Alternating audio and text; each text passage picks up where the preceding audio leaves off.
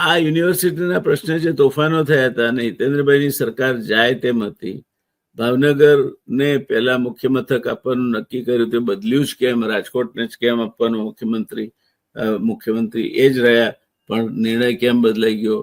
આ મુદ્દે ભાવનગરને હવે ફરી પાછું આપે તો પણ રાજકોટ નારાજ થાય, રાજકોટને આપે તો ભાવનગર તો નારાજ હતું, 4 ધારાસભ્યોના રાજીનામા પડ્યા હતા.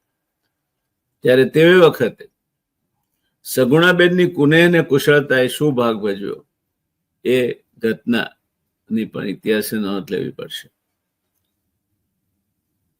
હિતેન્દ્રભાઈના પત્ની સગુણાબેન પોતે કાર્યકર્તા જીવ, યુવાવસ્થાથી જ ભાવનાશીલ.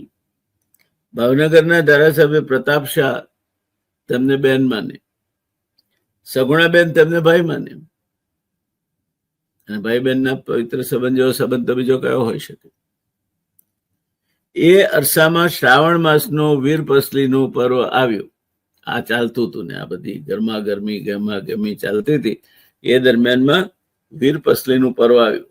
વીર પસલીનું પર્વ આવ્યું ને હિતેન્દ્રભાઈના બંગલે અમદાવાદમાં પ્રતાપ શાહ પહોંચ્યા રાખડી બંધાવવા માટે.